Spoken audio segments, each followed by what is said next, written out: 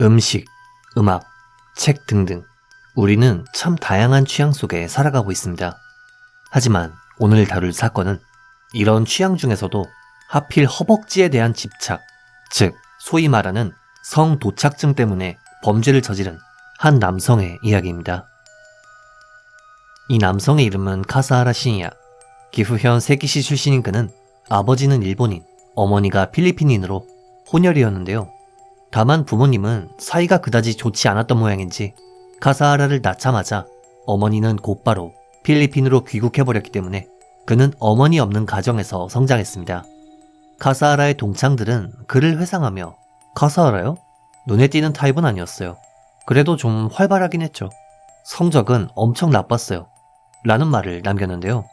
중학교 졸업 후 그는 고등학교에는 진학하지 않았고 아버지에게 하루 1,000엔, 우리 돈 10,000원 정도를 용돈으로 받으며 일자리도 찾지 않은 채 어느덧 20살의 봄을 맞이하게 되었습니다.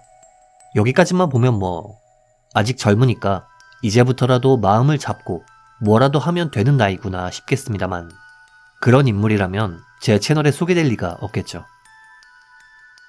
사실 카사하라는 어릴 적부터 특이 취향이 있었습니다. 바로 여성의 허벅지에 대한 비정상적인 집착이었죠.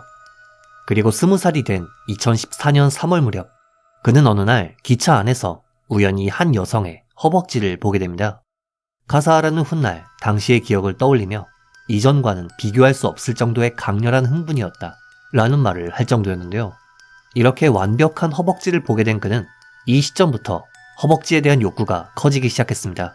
사실 누구나 개인적인 취향이 있기 마련이지만 카사하라의 경우는 일상생활에 지장을 줄 정도로 굉장히 심각했다고 합니다. 대표적으로 그는 몇 명 안 되긴 하지만 친구가 있었음에도 기차에서 여성의 허벅지를 보게 된 이후로는 친구들과 함께 있으면 허벅지가 주는 흥분을 잊어버릴까 두려워해 스스로 고립을 선택했다고 합니다. 쉽게 말해 허벅지 한번 봤다고 거기에 빠져 친구들을 버린 셈이죠. 결국 그는 일상생활을 유지하기가 점점 어려워졌고 시간이 지나자 이 욕구를 해소하지 못하면 안 될 것 같은 상태에 빠져 늘 허벅지만을 생각했다고 하는데요. 그는 한 번이라도 허벅지로 욕구를 해소할 수 있으면 이 상태가 좀 나아지지 않을까? 라고 생각, 여성과 교제를 시도했지만 당연한 이야기지만 중학교 졸업 후 무지개 허벅지에만 집착하는 그와 사귀려는 여성은 없었죠. 이에 절망한 카사하라는 스스로 목숨을 끊는 것도 생각했지만 목을 매달기 위해 밧줄을 준비하던 도중 어차피 죽을 거 강압적인 수단을 써서라도 허벅지로 욕구를 해소해야겠다 라는 생각에 사로잡히게 됩니다. 그리고 2014년 11월 10일 그는 본격적인 범행 계획을 하게 되었죠. 당시 카사하라는 같은 나이대 여성이면 도망칠 가능성이 높다.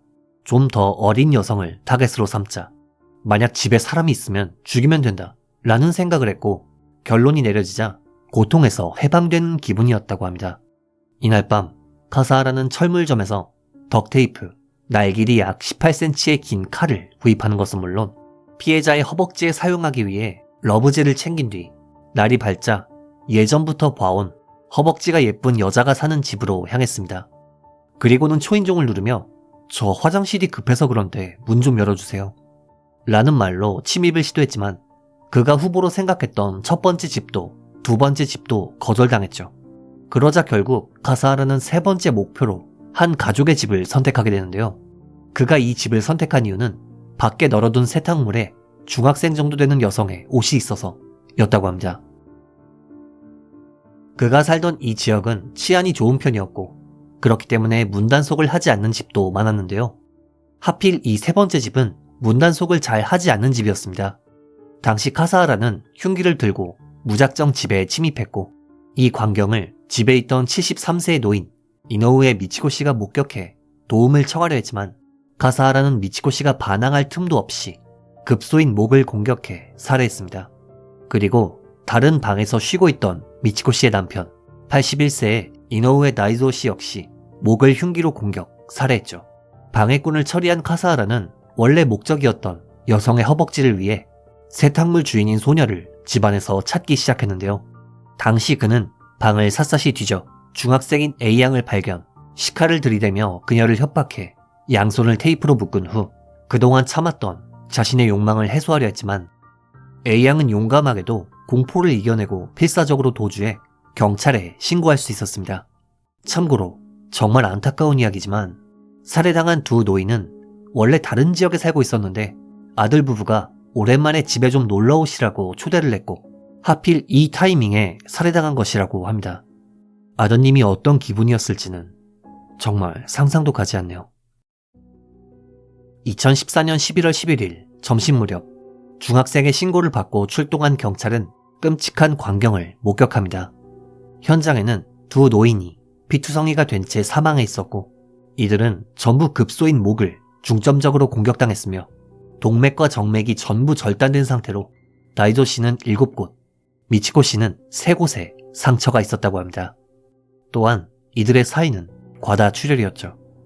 당시 경찰은 신고자인 A양의 신변을 안전하게 보호하는 한편 그녀의 진술을 바탕으로 범인의 옷차림과 외형을 파악, 추적에 나섰는데요. 그리고 이 과정에서 시카를 든 젊은 남자가 서성거리고 있다 라며 경찰에 다른 신고가 들어오기 시작합니다. 경찰은 이 신고를 바탕으로 범인이 목격된 장소를 수색했고 그 결과 피가 묻은 바지를 입은 채 맨발로 서성이던 남성을 발견, 그를 쫓기 시작했는데요. 남성은 약 600m 정도 도주했지만 결국 강변에서 체포되었고 체포 당시 옷은 물론 손도 전부 피투성이었다고 합니다. 그리고 남성의 신원을 조회한 결과 그가 카사하라 시냐라는 것이 밝혀지게 된 것이죠.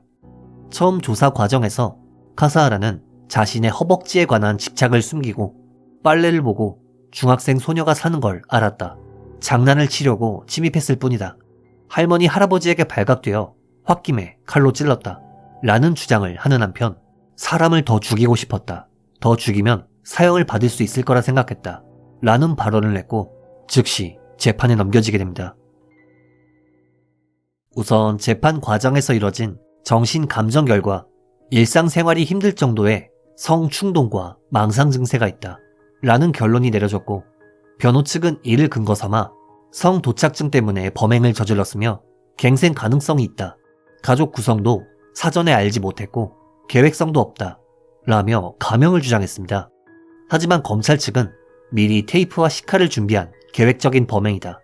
급소를 반복적으로 공격한 것으로 볼 때 강한 살이가 인정된다 라며 변호 측의 주장을 반박, 사형을 구형했습니다. 참고로 당시 카사하라의 재판은 2년이라는 시간이 걸렸지만 카사하라는 유족에게 단 한마디의 사과조차 없었다고 하네요.